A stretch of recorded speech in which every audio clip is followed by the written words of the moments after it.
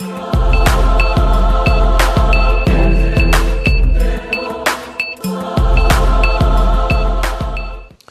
I'm Charles Morris. Welcome to the Journey 2020, where we come to you every Monday at 7 p.m. Happy to be with you. We've been around since 2013, so we've been around for a while. We cover a lot of things, things that are serious and things that are not so serious. And we started out back in 2013, and I had a co-host by the name of Dr. Robinson, Dr. John Robinson, a local clinical psychologist here in the Orlando area. And Dr. Robinson would always start off the show and say, the journey is from me to you and from you to me, so we can reach a high level. And that's what we try to do today. And that's what we try to do. That's why I asked my guest to come on today. But we're going to talk about her in a minute, and she's going to explain some neat things that she got going on that maybe you may find very beneficial for you. But first, I want to remind you that tomorrow, you make sure that you get out and vote. I'm not going to tell you who to vote for, but I hope that you understand the power in your vote. If you go back a few weeks ago, I did a part 1 and a part 2 on why this election is probably one of the most important elections in the history of the United States of America. So please vote. Get out and vote, and take a friend, just vote, okay? Also, want to remind you that the third Monday of every month, we have Dr. Kathy Meeks. She is our sex therapist, and we have a lot of fun with her. And so we talk about things in which we come to realize that we're a little dysfunctional on some of the things that are quite simple. So with that being said, I won't really get into much of that, but as soon as I say sex therapists, that usually get the attention of a lot of people. So she's very knowledgeable, she's very funny, she's very open, she's very informative. So I encourage you to please join in the third Monday of every month with Dr. Kathy Meeks right here on www.thejourney2020.com, where you can like us on Facebook, you can subscribe to us at the YouTube channel. We're also over on Twitter and Periscope. But also the fourth Monday of every month is that we have Hakeem Nkrumah, who comes on and he talks about fatherhood. We talk about child custody and some of the battles that you're facing and how to cut through some of the red tapes and the loopholes that are out there to discourage you and so on and so forth. So very informative brother. So I think that's a very important topic. And I've been to a lot of his meetings, just sitting there, just watching some of the young men talk about some of the battles. And a lot of times I've seen tears in their eyes simply because of they want to see their child, or they want to see their children, what they're going through, because of life happens. And in relationships, sometimes things don't, they start out one way and then they end up another way. And then other stuff happens, and then even more so of the other dysfunction come out. And a lot of times it's not about the children, it's about some feelings and some other things. So with that being said, I just want to say, just make sure you tune in. It's very informative here. And if you have any show ideas, you can always get in contact with us and let us know about some of the things that you may want to talk about. And again, I do encourage you to please get out and vote tomorrow. With that being said, and I'm hoping that Miss Cheryl will turn on her camera so I can see her and find out where she is. And let me see, I got a text message here, and let me see. Okay, there she is. Okay, all right. See, I feel a little better now. I don't feel so alone. So let me introduce my guest for this evening, and she needs to stop looking so serious. How you doing, Cheryl? How you doing, Cheryl Robinson Zackery? Huh? Oh, great. Yeah. Well, I want to first of all say thank you for taking the time to join me here on the Journey 2020. Also, did I thank you for having Lauren come on the show a few weeks ago to talk about your ball and your debutante? Did I ever thank you for that? Yeah, you did. did. You sent me. I saw the show. It was good. She did a great job. Okay. Well, I first want to talk about Cheryl in Charles in Jacksonville. So we're going to go Hmm. back. People don't know, or people who know you, who know me knowing you, don't know how far we go back. Now, we go back to the days in which you was also a member of the church where my grandmother was a member as well. And so I can remember far back as maybe about 9 or 10 years old, maybe. Wow. Yeah. All We're right. not, and what we're not going to do is talk about what years those were. But yeah, but we're going back to, well, I was about 9 or 10 years old. And I think that's when I first met you at the church. And I'm trying to think of the other girl's name. What was the other girl's name? Ramona. Ramona. Yeah, yeah, that's right. Ramona. So, and you was part of the church, and I would go to my grandmother's church. And how long had you had been a member there? Do Oh, you remember? I was born in that church. Oh, wow, wow, wow, wow. Now, I'm gonna go back, and I'm gonna see if you remember this. Okay? The church had an outing. It was like a picnic, right? And do you remember that outing when we were teenagers? The Easter egg hunt.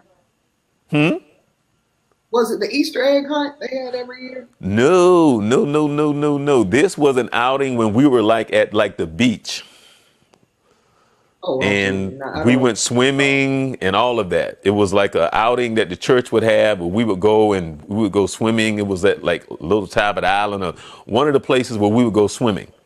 And they would do this, I think, once a summer. Wow. No, I don't. Yeah, I don't remember that at all. Really? Let me tell you what I remember about that outing. And it's funny, Cheryl, because I remember it like it was yesterday.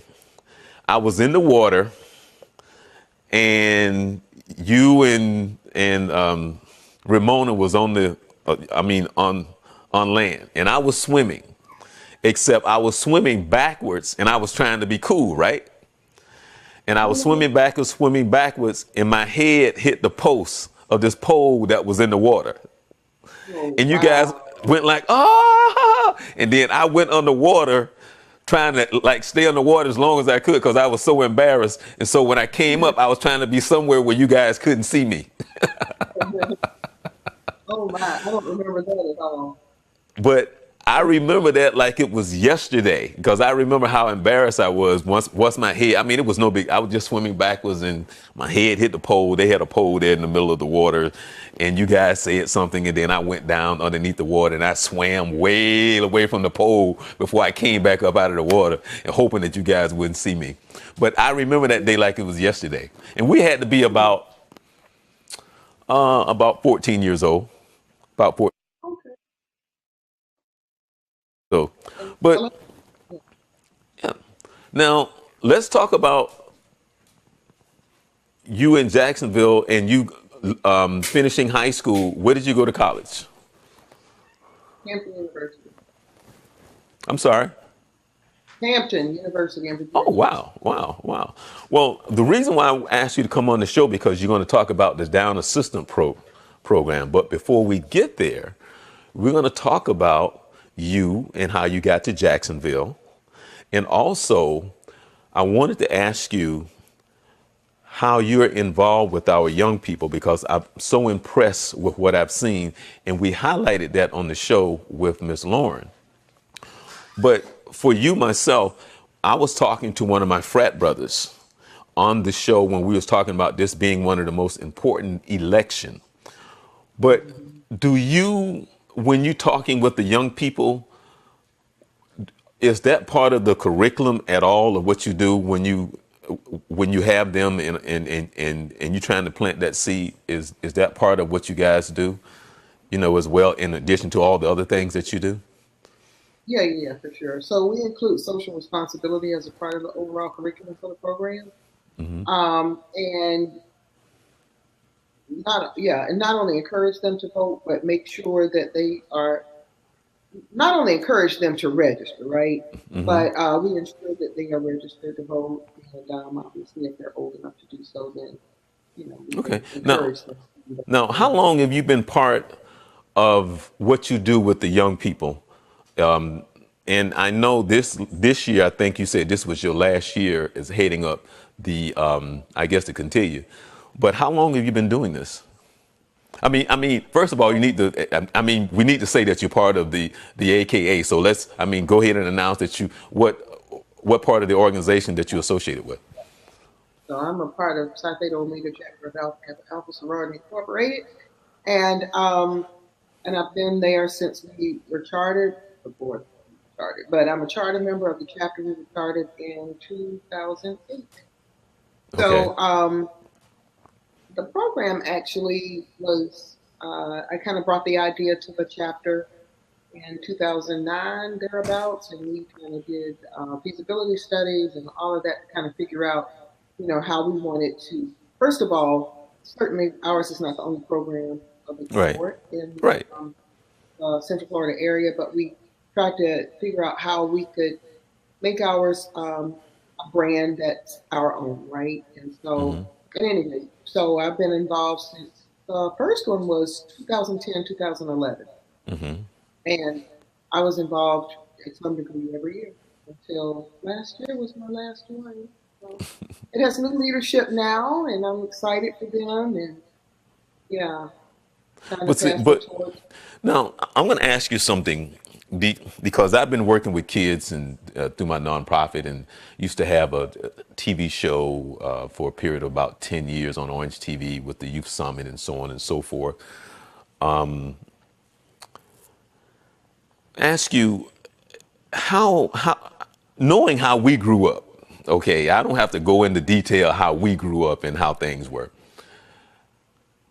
As a mentor and you doing what you're doing, how have you seen the times change or how you go about trying to connect with the youth today and letting them know? Because once they know you care, you probably solve half of the battle. But is it difficult trying to connect with them Not versus at all. understanding how it was for us? No, not at all for me. And I was talking to a young person, I can't remember, last week, and that particular young lady was involved in junior achievement, and I just shared with her, yeah, I know who that was. She's in junior achievement, and I shared with her that when I moved to Orlando, when I moved to Orlando right out of college or whatever, that was my very first volunteer organization that I joined. And so I've been like working in the community ever since that time. And for the most part, most of what I've done has been centered around young people in some way, shape, or form. Right. And so I don't, I think the better person to ask that question would be, in terms of how well I connect with them, might be the young people themselves. But I feel very comfortable to say that it's a really, really strong and very good connection. And I think that's because of a couple of reasons. Number one, you mentioned the fact that you care, right? And so that's the first hurdle. And they absolutely know, I would hope that they absolutely know that's what drives me and drives my interest and drives the time, the talent, and my resource investment into them. And it's because I do care about them and the issues that they face and just kind of trying to help shape their future and be to supplement what the schools are doing and the churches are doing and the parents are doing and kind of delivering the same types of messaging, but obviously coming from another person. So I feel like the connection is easy for that reason. A, I care. B, I have girls myself. And so my girls have managed to keep me extremely current and, yeah, real current.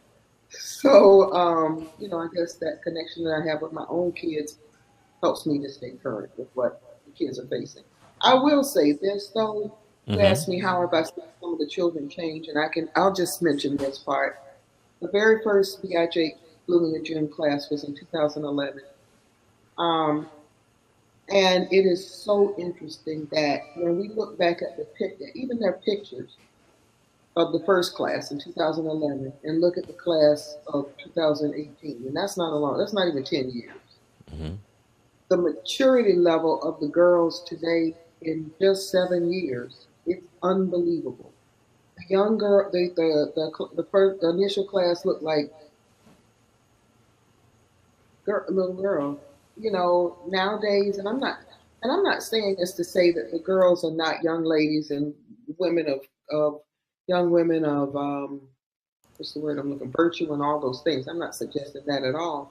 What I am saying though, from a physical perspective, Hmm. they look a marked difference in 7 years between a 12th grader in 2011 and a 12th grader in 2018. A huge difference. Difference in the way they, you know, actually difference, a marked difference in their interests and the things that they're concerned about. And a lot of them are concerned, some are concerned about political issues and environmental issues. And so even their interests have much, there's a marked difference between their interests, the things that they're really connected with, the way they eat. And last but not least, God knows the way they look. They're just social media Hmm. and non-reality TV, which is what I like to call it because there's nothing real about any of that. But non-reality TV kind of has changed the way a young girl presents herself. And again, I'm not making a judgmental statement. I'm just telling the No, truth. but it's true. The But makeup, the all of but the key to that is that you recognize that and you understand that. See, that. so Yeah. you can, I mean, because it's true. Okay. Now, one of the things that I want to say, and I mean this from the bottom of my heart, and that is,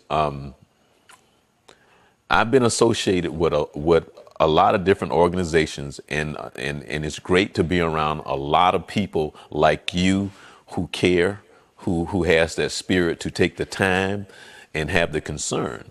But one of the things that I can say about what you do, when some people come together and they do what they do, and it could be a good thing.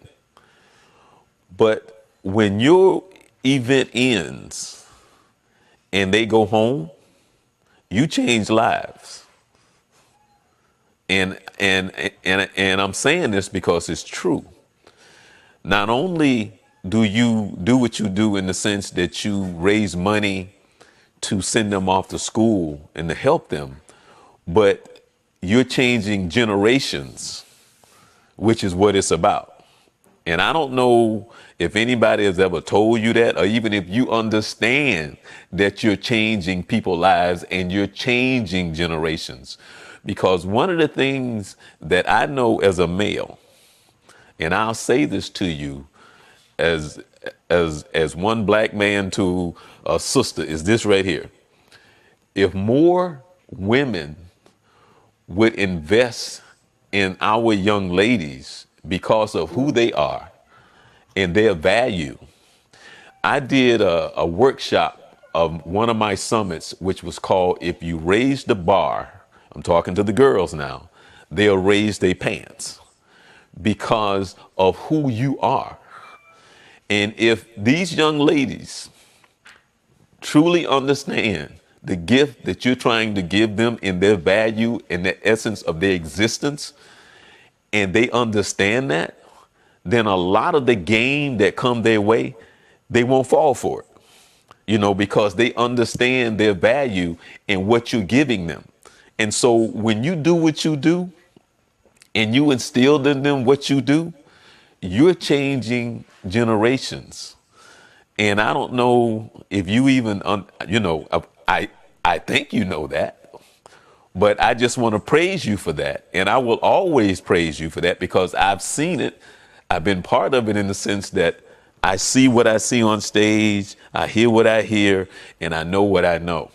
So I just want to commend you on your organization, what you guys do every year. And I know there's other people out there blessing others the same as you. But I just wanted to say that to you because one, I know you personally.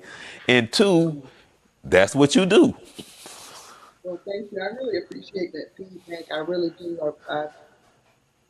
Yeah, I appreciate the feedback. And you cannot do what you have to love this to do it because it's an investment in your time. Can I say that one more time? Your time, your talent, and all of your resources. It's an investment, but it's certainly an investment that I believe will yield results because of what you said. That the children will be different. They'll hear your voices. And now let's keep it real. Our voices are sometimes getting drowned out by all of the other voices that they hear.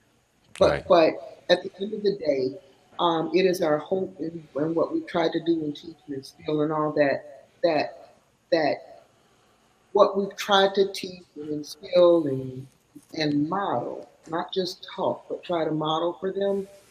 It's the hope that those lessons in the voice of the Miss Cheryls and the Miss Ugandas and the Miss Lawrence and the Miss Jennifers and all of the people that spend the time with the girls, it is the hope that they will, at the end of the day, never forget those voices. And the last thing I'll say about that is one other part that lets you know that there must be something we did right or doing right is that we still stay in contact with them. They still keep in contact with us all the way through school. Some have obviously graduated because the program's been going on for a while now, but they still stay in contact with us. Let us know how they're doing. I mean, so that the end of the ball is certainly not the end of the relationship with us. And what we do, it's, commencement actually means the beginning. And so what we do, it kind of begins. What the time we spend now begins what we hope will be a long-term relationship with her. Okay, now, even though I had Miss Lauren on the show, and we talked about that, we went over, we showed some of the highlights and da da da da. But won't you just kind of take us from the start in the beginning of your event that I was just making reference to about you changing life? Just kind of take us from the start to the beginning so people can better understand exactly what we're talking about before we get into why I actually asked you to come on the show. So you're talking the beginning of the event begins well before the event, right? So the beginning of the event starts a year earlier, 9 months earlier, when we actually recruit the girls to be a part of the program. And so we go through a recruitment process. Obviously, we recruit 11th grade girls because the program is designed by design to be a senior year program. So we recruit the girls and we start out with them, and we spend about 9 months, yeah, about 9 months doing exactly what you talked about, investing in them. They have, every kind of workshop, all of the regulars, the etiquette classes and the career and this, that, and the such. But our curriculum includes certainly all of those core and basic um, workshops. But I think we expand ours just a little bit beyond just the basics. And they stay really, really busy at least a couple of times a month, if not more. Doing community service. They engage certainly with the chapter at our community service events when and where appropriate. Um, yeah, and they have great opportunities to develop relationships with each other. They start out with a retreat every year. We rent a big house, and it's always the highlight of it. We rent a vacation home and take them out for the weekend. That's where they really begin to start their relationships with each other. Um, and then it just starts there and it goes all the way until the culminating event, which is in June. And so the name Blooming in June is everything we do is by design. So blooming in June means that they have been planted and now we planted and sown into them and now they're blooming in June. And I like the fact that we do it in June for senior girls because it literally is. They're taking them from high school into the next stages of their lives. Okay. Now, ask you, when I saw you at the event, I saw you earlier this year, and you said this was your last year. it was kind of like, what is it that you're going to miss? What is it that you're going to miss? Yeah, all of it. I miss all of it. I already do. I miss not, because I actually don't know I haven't met the girls in this group yet. I've certainly been in the background helping with the committee, and God knows so the program I kind of made, yeah, brought. So a lot of what I know about the program really is in my head. And so I'm still very, very connected, kind of helping to navigate the newer members on the committee that may not know, how we did what we did and all that. But Okay. anyway, so I'll miss the relationship with the girls, obviously developing that. The relationships with their parents, just pretty much all of it, because it was a program that I lived, and I Mm-hmm. lived it from every aspect you can imagine, from bringing the idea to the chapter, obviously, being a mom of a deb to sharing the event. So I've kind of lived it in every different type of shoe that you can. And so this is a new shoe for me, and it's just living it as a chapter member who just come to me and let me in. And that'll be new. That'll be real new for me. But yeah. Hey. Now, the funny thing is that there's things that I re- remember at the church in Jacksonville that I know that you don't remember. And it's just so funny to think back when I was a little kid that all these years later that I would be sitting here looking at you, talking with you, and to sit here and say, how are your two daughters doing? Yeah, I have three actually, but they're all Oh, doing three. well. Wow. I do. See, see, I did. You know what? I was trying to remember. I videotaped something, and I don't remember what it was, and I don't know if I've done it twice or Oh, once. that But was Kelsey. That was Kelsey. That was her midi. That was yeah. You edited her high school graduation video that we did. You sure did. So that was Kelsey. That's my second daughter. I have okay, one oh, older than okay. So you have three daughters. I do. No, but then there was something else that I videotaped. There was something else I videotaped, but I don't remember what it was. But that's okay. They've done a lot. I've done a lot. But yeah, definitely her Kelsey's graduation video for sure. And then so yeah, I have three daughters. Their names are Kendall, Kelsey, and Kyle. And No, you got to tell me one, how old they are and what school they went to, or so you got to, because I'm still trying to remember what I did because I remember it had something to do with trying to get Walter there, something, and I don't forgot what it was, but because when I talked to him, and I don't forgot what it was, but I know I videotaped something, and I don't, I have to go back into my archives and everything. But there's three daughters. Ages? yep. So I have Kendall. She's 33, Okay. and she's amazing. She lives in Atlanta and doing great. She has an amazing career and doing extremely well. Travels Mm-hmm. a lot though. Um, so that's Kendall. She's the oldest. Graduated from Olympia High School, and she was what? Went to FAMU. Oh, Yeah, okay. and Rattler. then yeah, she is. She's doing amazing. Then Kelsey is my middle daughter. She is 30, Mm-hmm. and she graduated from Olympia, and she Okay. went to University of Florida. Okay. Gator.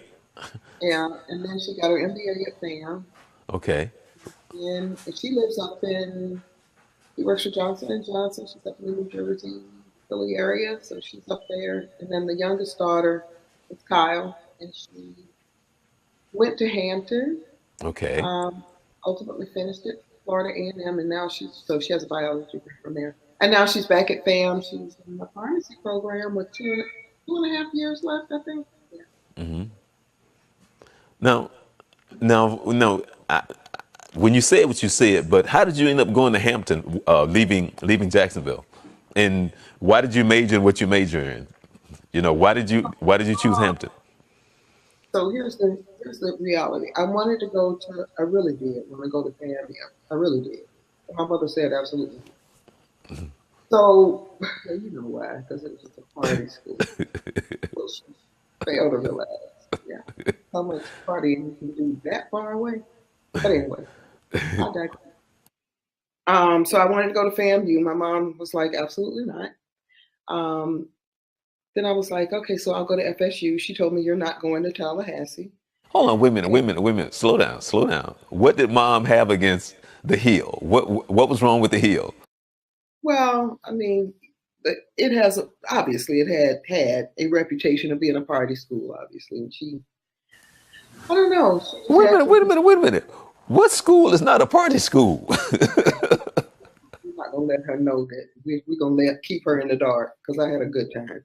But anyway, so I ended up wanted to major in, which I majored in mass communication, and so from there I was like, okay, so I want to go to Howard because obviously they have a very good program, and so does Hampton. But and so of course my parents did not let me go to any of us go to college without seeing where we were going.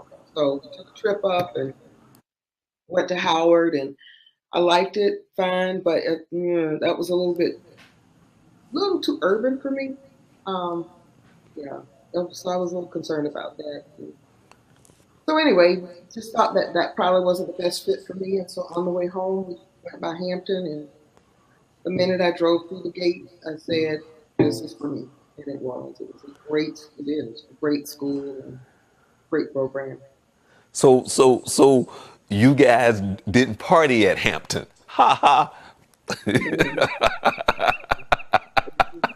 That's funny. That was a 13-hour drive for them, so we never just show.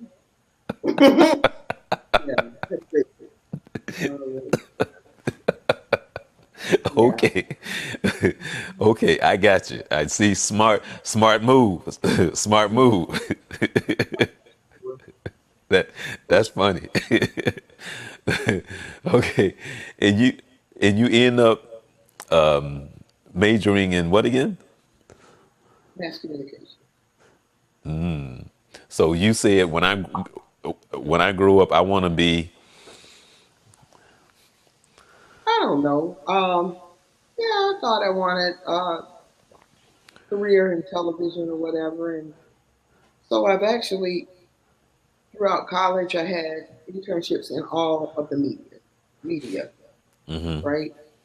So print, obviously, magazine, newspaper, radio, and television. So I did it all um, throughout college, but graduated and that just happened not to be what I did. I Okay. Now got how long have you been in Orlando? a long time since the early Yeah. '80s. Yeah, because it was funny because I don't know when, and we're talking years ago, to be out somewhere and look up and be like, Cheryl, you know, because I came here in '81. Okay, I came here in Mm. '81. And so I don't know how long I had been here to look up, and I don't know where we were or what was going on to look up and be like, Cheryl. And the first thing I thought about was when I bumped my head on the pole. Oh, You know, you you, you didn't know that, but I yeah. but now Yeah. you talk about, I spoke with you briefly a couple of weeks ago, and you were talking about your little journey, and because I asked you to come on to talk about the Down Assistance Program. So tell me, how did you go to where you are to get to where you are now? I mean, professionally. Yes. Yeah. So, so in short, I've been in sales my entire career for the most part, except for 2 years thereabouts. I sold education, that's for sure. For 2 years, I actually taught school in the early 2000s, 2001, 2002, something like that. Taught for 2 years at Carver Middle School, but pre and post that time, I was always in sales. I started at Xerox. That's what brought me here. So I started selling with Xerox back in the day, and transitioned from that into pharmaceutical sales, and transitioned from that to medical device sales.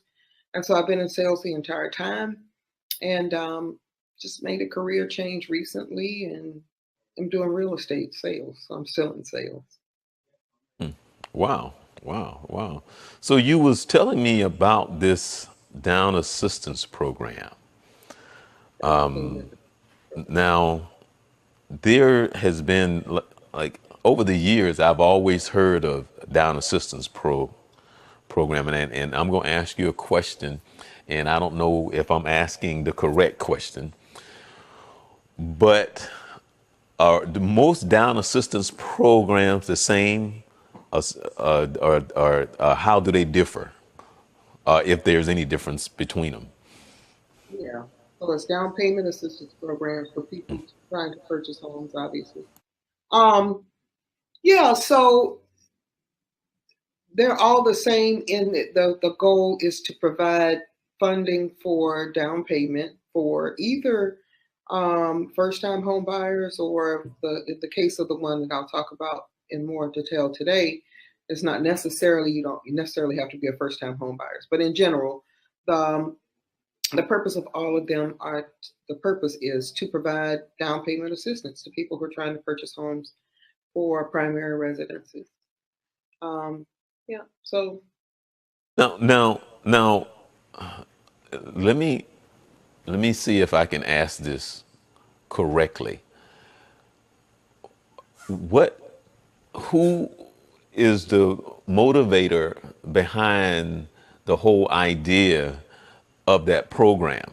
Because I can kind of see it for the first time home buyer, but that is driven by what? In the sense to say that we do this for the American dream, because the American dream is to own a home. So we need to try to help people. What is driven by that, Cheryl? affordable housing is very affordable housing in general in the nation, but certainly in Orlando, Florida, Central Florida area, there's a shortage on affordable housing and the opportunity for people to own the home.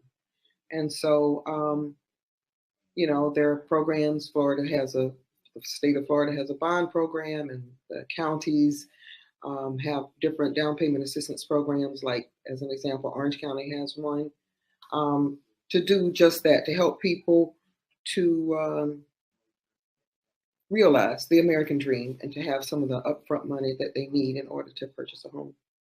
Yeah, when I worked at Orange TV, I can remember us covering. We used to do this thing like once a year, where we would come out and they would have these workshops, these seminar on just that, and then we would run it on TV, and so the Orange County taxpayers could learn more about the Down Assistance Program. So it's been a long time. It's been probably about maybe 15 years since I've been in one of the workshops. From videotaping them, I probably videotaped maybe about 5 of them over the period of time that I was at Orange TV to show on the Orange County government channel. But but for you to make that decision, why did you decide to go in that direction? What, real estate? Well, the Down Assistance Program, Down payment assistance program. right? Hmm. Down payment assistance program. What direction? So I'm not going in the direction. So basically, I learned about an opportunity that I thought was pretty amazing. And Hmm. so I did my best effort to get the word out Hmm. about what the program could do and the awesome assistance that it does provide for people. So it's certainly, I'm not the funder, obviously, remember, nor is Remax, really. But just kind of help to market the program and help get the word out about what they were doing. Now So they have their own so help me. So if I'm a first time home buyer, or if I'm not a first time home buyer, what is it that I need to do to find out if I qualify for either or? brand. Yeah, you have to apply basically. Okay. So I feel most comfortable talking about this one is called the LIFT program. Okay. Um, so I'm most comfortable in talking about that. All of the down payment assistance programs are going to require that you take some classes, a class in for first time home buyers, and it's Right. really Right. Okay. Yeah. economic. It's coming back to me now. Yeah, but it's about economic empowerment to kind of teach and do that. So all of the programs have that component involved in it. Um, but specifically, this one, we apply for the program. Yeah, we apply for the program, get approved or not.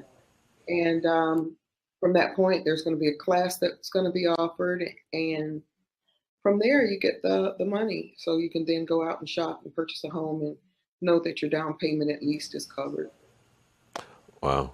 So take us, start us out. Let's just say I want to find out about it, or I want to see if I qualify. What is it that I need to do, or what takes place? Yeah. So what the way I've been involved in it is that you connect with Cheryl, Zackery, realtor. Okay, so we And she's connect very, with yeah, Cheryl, and yeah, and and and you have to give out your. I mean, if it's an email address, actually, I should have asked you, ahead of time, so I could have put it up on the screen. But you make sure that yeah. you give out your phone number or email address or your website, whatever it is. I have, yeah, so my phone number, I can tell that it's 748 5242. And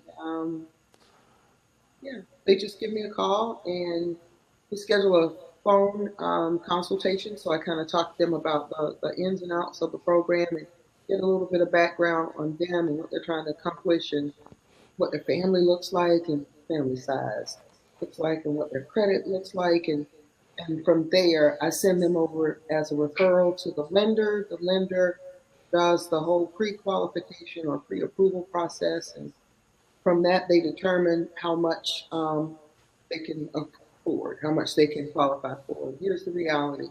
That's the first step of purchasing a home anyway. It doesn't matter what the program is. Getting pre-approved is absolutely the first step to home ownership, and it's kind of your ticket to play and to ride on the home ownership train. That's your ticket because nobody. It wouldn't make a lot of sense to go out shopping for a home or looking in an area or deciding I want to live here or there if we don't know what we can afford. So the very first step is that whole pre-approval process, of which the lender takes care of that. And then they establish what that amount is, and then from there we go out and we kind of determine I work with the clients to determine what are their goals and objectives, where they want to live, what their dream house, if they could had a blank canvas and wanted to paint what that picture looks like.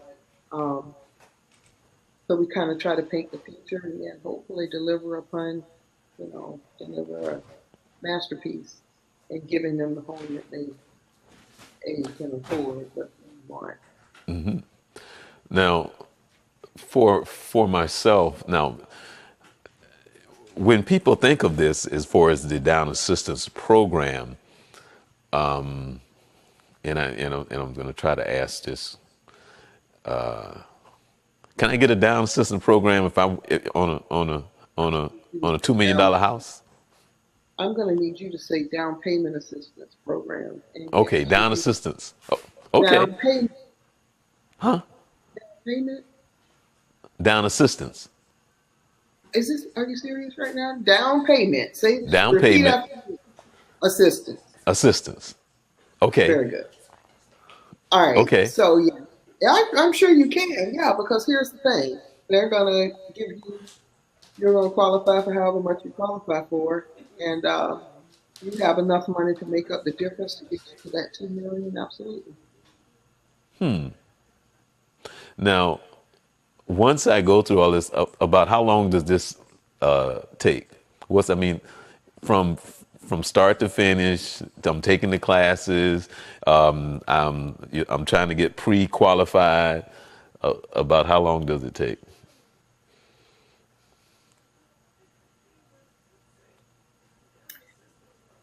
Um,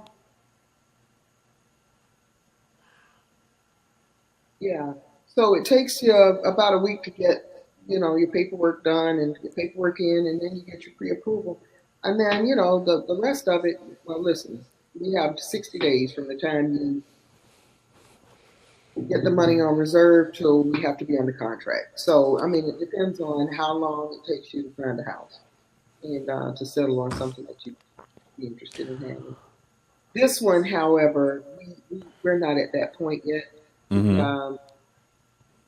program really runs basically from November 30th through the end of January, basically. Okay. Now, let's just say I'm serious about what I want to do.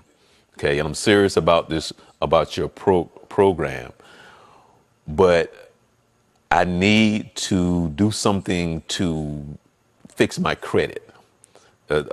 Does that happen a lot? Is there time for that?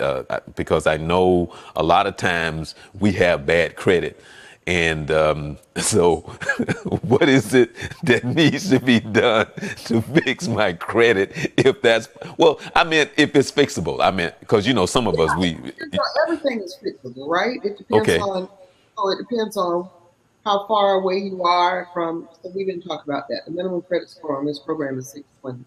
And so it depends on how far you are away from the 620. Um, if it's minor or something that you can take care of, in 30 days or so, um, the lender gives you some discussion. They have some discussion about, where you are and maybe some things that you might be able to do in order to improve your score. right, But in any case, it depends. I mean, if you're at 499, the chance of you getting at 620 by November 30th is probably slim. But it just depends on where you are and when you started and um, how willing you are to make changes. oh wow, oh there's some other things that I would like to ask you, but I probably will try to do that on another time because I wanted to get more into some of the challenges that we face. Because I can remember when I bought my home, Cheryl, and from my own experience, for the first time, and I'm going into it blind. I didn't know, blah blah blah blah, and it it can be challenging, it can be intimidating because it's like and that's just the nature of the beast. That's just how it is because they want all this information and they want this, they want that, and they do this and they go and it's kind of like, is this thing ever gonna end? And so even now, I think when the lady talked me into like the refinancing because oh, you know how they sell you on the lower rate and everything, and even that process of it is, it's kind of like wow, and it's kind of like, man, I've been paying my mortgage all these years, never had a problem, never been late or anything like that, but that's just the nature of the beast. Is do you find for those who may be buying the house for the first time, can it be, do they sometimes find it might be overwhelming with the Oh, whole process itself? yeah, yeah, yeah, of course. The process can be overwhelming and it does seem like it's not going to end. And there likely sometimes some hiccups that happen along the way. But yeah, but at the end of the day, anything is worth it. Nothing that's worthwhile is easy. Um, so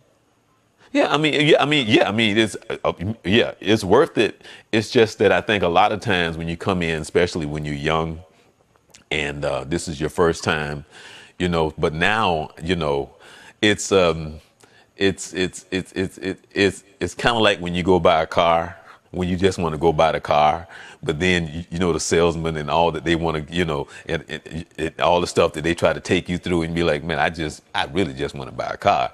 But this whole process of what it takes to own absolutely. property, man, it's just like I was just blown away through the whole procedure, and I mean I got through it because there was no problems, But the whole thing of it is, it was kind of like, like, I don't have any children, but it's like, do you want my firstborn? you know, because that's how you feel, when you're going through it. And that's just the whole nature of the beast. And for some, it can be a little discouraging because it can be intimidating if you've not familiar with it and just understanding how the process works. But Yeah. again, But again, no, oh, go go ahead. I'm sorry. I was going to say, but the other thing for our community, a couple of things.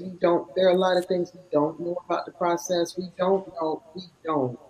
A lot of us don't know the minimum. I mean, so let me give you one example. Okay. Like purchasing a home. I'm going to ask you the question. What do you think is one of the most difficult challenges in purchasing a home from a financial perspective? Let me go back. What do you think hinders financially people from purchasing a home? Uh, I, to me, I think a lot of times it's their credit and their lack of preparation of understanding what is taking place when you mess up your credit and on the other side of it, Okay, of credit. looking like you're not a responsible person. So credit is one challenge, and what Okay. else could be a challenge in addition to credit? For me personally, it's kind of weird because I don't, and I don't know if I'm going to be able to answer your question, Cheryl, but to me, I don't think the system is set up to find out whether or not I'm really responsible or not. So for me, it's just taking on the responsibility of understanding what it now means that I'm a homeowner in what comes with it. And what do you have to have in order to become a homeowner? You have to have a job. What else do you have to have? It's the most obvious question of all. Well, You got to have. when I You got say to have job, some. I mean a money. I mean, you have to have money. You have to have down. I mean, you have to be able to make a down payment. You're right. You're absolutely right. So having the down payment available. But the one thing that a lot of people don't realize and don't factor in, it's one thing to have the down payment, so they'll kind of come up with a number in their own. I think I need 10% because they don't talk to anybody. So they kind of talk to their neighbors or talk to you, whatever. But and you can certainly get into a home obviously for under 10% down, but less than 10% down. But anyway, nonetheless, the other thing that people don't really factor in or prepare for a lot of times are the closing costs because down payment is one side, but that's half of the equation to getting from But home search to but yes. but that's what I meant by you need the money. But I mean, I didn't break it down, but that's what I meant by you need the money, right?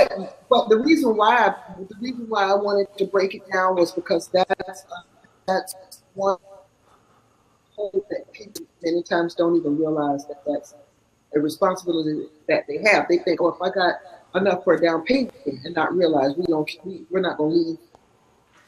We don't get up from the closing table if we don't have the closing costs as well. So if Yeah. I could give you an example of about how much that is, that's approximately 3% of the purchase price of the home on top of Right, the down right, right. The closing costs, and man, that can be costly. And as a matter of fact, a lot of times you hear some people advertising that they pay the closing costs when they're trying to get you to go with them, you know, um, because the closing costs can be costly at times.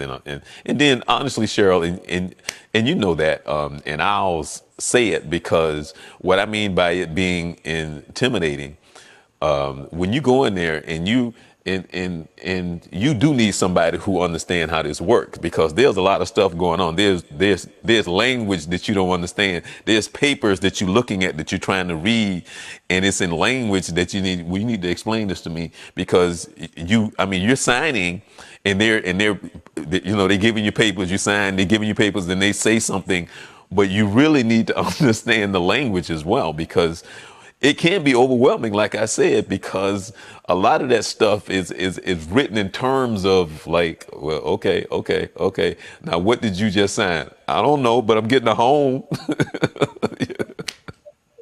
They're all legal documents. But yeah, so yeah, that's why you need a real estate professional that can help you through the process. Right, right. Give me one second. So I'm at my Okay, office there, cleaning people coming in to kind of vacuum, but he'll be back in a minute. okay.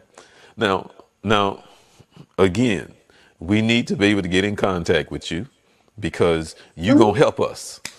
You I you would will love to help help. us. I would love to help. Yes. And so my number is area code 407-748-5242. And yeah, so I'm a real estate professional right now. The hottest thing I have going right now is the down payment assistance program, which I never talked about how much it is. So for some professionals, it's $17,500. For other people, it's $15,000, and it's absolutely free money. What do I mean by free? What I mean is it is a gift. What do I mean by gift? It is $17,500 free as long as you stay in the home for 5 years. So it's a completely forgivable down payment assistance. So yeah, you don't have to pay it back. You stay in the house for 5 years anyway. Now, Cheryl, now you need to repeat that. You need to repeat that, what you just said. Because you just said that you're It's giving away people 17,000. have assistance for $15,000 to $17,000 that they don't have to pay back and it's free. So you need to repeat that. Yep, 15 to 17,500. It is completely forgivable if they stay in the home for 5 years. It will cover their down payment and their closing costs. Depending upon, yeah, in general, I could say that's true. It'll cover their closing costs and their down payment, and just helps to get people into a home that may not be prepared yet. Because I mean, for a lot of people to be able to save $15,000 to $17,000 is a long time, and now we have an opportunity to get that amount of money given to us.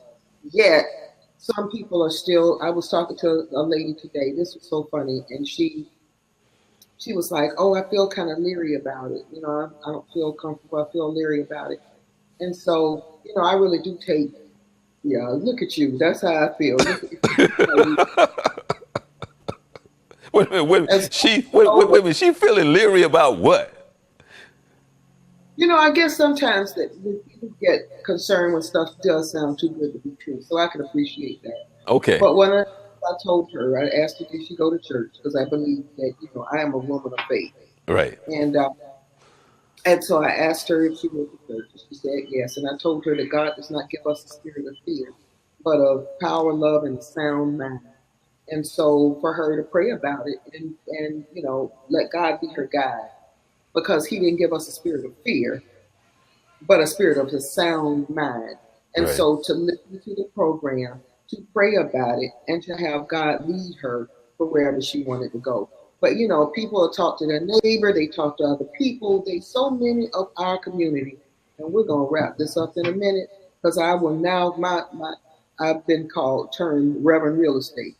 But so many of us spend so much of our time talking to our neighbors and the lady down the street, and something happened to my sister-in-law, and that kind of foolishness, and not getting sound advice for ourselves. And unfortunately, I'm getting ready to get going, and I'm gonna try not to. But unfortunately, for our community. We do that in every aspect of our lives, be that health. And I spent all of the rest of my career in healthcare sales. We will talk to our neighbors. We have diabetes, and we talk to the lady at the church and our aunt and the cousin and all that foolishness, as opposed to going to the doctor and talking to somebody who can help you, give you the right information and the right direction. So I spent the bulk of my career in diabetes sales. So, but sadly in our community, we put more credence into the voices of our neighbors and everybody else as opposed to finding out information for ourselves and then being able to make a sound decision for ourselves. So, I talk to her, God bless her, whatever she decides, it's good with me. I mean, like I told her, and I tell everybody, and this is the absolute truth, I am not a high pressure salesman at all. At all. I don't need to be. And that's fact. What I am, though, is very passionate about what I do. And I'm Hmm. passionate about the opportunity for us to own the American dream and to own something of our own and not spend our lives buying other people's houses. That's ridiculous to me. Um, yeah, to just spend all of our lives. I spoke to one lady that's been renting for 19 years. 19. 19. And this particular person um, had purchased renting a condo for somebody that spent about $80,000 for the condo, and now the owner wants to sell it, and now she's out on the street, and yet in 19 years she bought that for him. That's sad. Hmm. Am I right or wrong? Right. Oh yeah. Yeah. Only do you not have ownership, you can't take the tax benefit. The only thing we can write off now, for the most part, is the interest on your mortgage. Back in the day, we could write off our car interest and our credit card interest and all of that. The only thing you can write off from an interest perspective today is your mortgage, and write off, of course, the taxes on that. And so, from a it's just sound economic. It's just a sound economic decision in general, and that is my opinion. And you asked me to come on and share my opinion, but it's a sound economic decision. But we have no problem going to the car lot and making a decision Hmm. to spend whatever it is they ask you for, and we ride around. I'm really gonna be quiet now, but we will ride around in something more valuable than what we live in, and that's sad. That's sad. And when we put our resources into a decreasing asset, because your car, and I have a car, we all have a car. I have payment. I mean, I don't know. We all may not have a payment, but I have a car, of course. I have a car payment. But it's a depreciating asset. There's nothing and everybody knows this, and we say it and we talk about it, but yet we in our community are we gonna have the best one? We are. We're gonna spend a whole lot for it. We are going to trick it out. We will go to rent, Jesus. Oh, hallelujah. We will go to rent a rim. That's sad. That ain't funny to me. We will go to rent a rim and buy rims. We got to turn right back and give back, and we are allowing our appetite for looking like we one thing that's different than what's real, and our appetite to be like the non-reality TV people, and we're allowing that appetite for that to make us the living poor. So Well, and that I well, will get Cheryl, right. I really do honestly, get that with no, this. well, Now this honestly, I will share this with you. Now, understanding what I just heard in your passion, because that's a lot that I preach a lot of times when I'm talking to my friends and blah, blah, blah, blah, blah. If I truly had felt that passion from you earlier, we would have talked more about that in the sense of our mindset, who we are, and all of that in the sense of how we keep ourselves in this hole ourselves. Because you just said something that is so true in one of our biggest problems in not understanding assets, the value of things, and where we put our priority. And we're our biggest problem, just that alone with what you just said and who we are and how we try to identify ourselves with that's the things, truth. Our biggest which, problem. we Our try to biggest give meaning to things that has no meaning, and thank we're you. very famous for that. That has no meaning, no value, nothing but a bill. And and I'll say this and I really will be done. But yet we don't put any value in I mean, I'm not a life insurance salesman, but that's good. That's sound advice. It's a sound principle to have life insurance. It's a sound principle, in my opinion, You own something, have ownership of something. That's sound financial principles. It's sound financial principles to save something. Okay. It's sound financial principles to be if you got a job and you do have it, benefits of 401k, 503b, whatever it is, it's sound financial principles to participate. Um, but anyway, but yet we I don't know what it is. I Okay. get the fact that from a historical perspective, let me say this. I get the fact that from a historical perspective, we didn't have, my grandmother didn't have any, I mean, she had a house or whatever, some land. So praise God for that. But I mean, we don't come from generations of wealth. We don't. Right. I get that. And so I get that we start out, everything about us starts out at a different place than some other people. But We it's need to not grow. where you start, it's where you finish. And Hmm. again, we our appetite to look like something we're not, to drive the baddest car, to have the biggest rims, to have the longest hair. That's just, I mean, it's just sad. And we continue to, what's the word I'm looking for? We continue to dig ourselves into a hole that is not People necessary, wealth. and that And then, we have control of how deep that hole is, you know, and we can and fill it we're making up. other people wealthy along the way. And that's Right. just fact. So with everything you just said, Cheryl, and we're gonna get ready to wrap it up. And the passion and the truth, round it up for us about how important what you're doing and how important Mhm. that you make sure that they can get in contact with you, especially if it's the right time and if it's meant for them. Go ahead and say, I'm Cheryl, contact me. I can Yeah, help yeah, yeah. you. I can help you. If you want to be helped.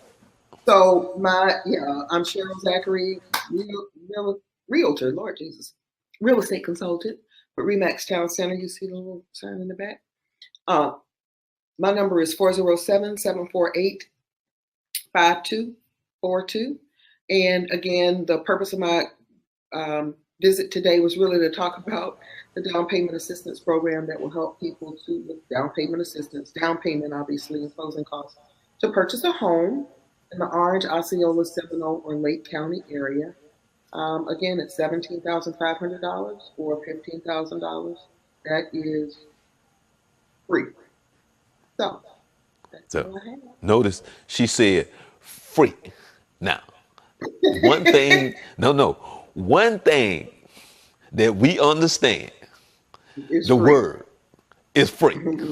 If we don't understand nothing else, we understand free. So, and she said free. So your phone should be blowing up. Well, True that. hopefully. Yeah, that's fine. Yeah, and so, but they need to rush because there's going to be only going to be 334 of these opportunities, at least for now, for this particular program. Hmm. So the lender's going to go first come, first serve, first in, first out. And so, my recommendation is to call, get in touch with me sooner than later, and to get the Okay, ball rolling. and again, you said 300 and something. How many? 335, 330. 335, and the process usually take about how long? I mean, well, they can get an answer in a few days, whether Oh, they're, yeah. And then the rest of it is, 30 to 45 days you can close on a house. okay. Well, again, that's my bud from way back in the day, back from when I butt my head swimming, back when I was about like Yeah. 14 years old. So, So, yeah. but I want to thank you so much. Give out your number one more time, Cheryl. Okay, so it's 407-748-5242. Okay, and what's the best time to call you? I don't sleep, so it doesn't matter. I mean, they can call me. I really don't sleep. It's really sad, but What can I say? Business hours, 9 to 9. It doesn't matter. Just call me, text me, or whatever, and I'll get back to you. Okay. Thank you so very much, Cheryl. And I, again, appreciate what you do, not only with what you're doing here to help people, but I appreciate, like I said, with what you do with those young ladies, you change lives, you change generations. And I mean that from the bottom of my heart. So I have witnessed it, so I know that I'm speaking from truth. So thank you for what you do and all the people that you work with and the people that care just like you. So a shout out to the AKAs. Hey, hey, hey, Yep. hey. All Pretty in right. pink, right? Yeah. Yep. All All right. right. All right. Thank Thank you, you. Cheryl. Bye bye. All right. Okay. You can wave bye. All right. See All you right. later. That's, Mhm. we go way back, way back, way back, way back. And she was a member of the church that my grandmother belonged to in Jacksonville. And I think I met Cheryl when I was about maybe 8 or 9 years old. And so we had been friends since then. And it was just kind of a weird thing to look up one day here in Orlando and see her and so on and so forth. But with that being said, please take advantage of her program. It's free money from $15 to $17,000 for assistance in buying a home. And with that being said, that's something that you probably should jump on like right away. I think she said that a little over 300 uh, that could would qualify. So you don't want to wait at the last minute and find out. Well, we have reached our limit. So you want to make sure that you take advantage of that. And she's really excited about it. So when I talked to her, that's why I asked her to come on the show. But actually, I would have gotten a little bit more into it if I had found out just how passionate she is about who we are and what we should be, and how we don't do what we should do, especially to take advantage of something that is such a blessing in so many ways.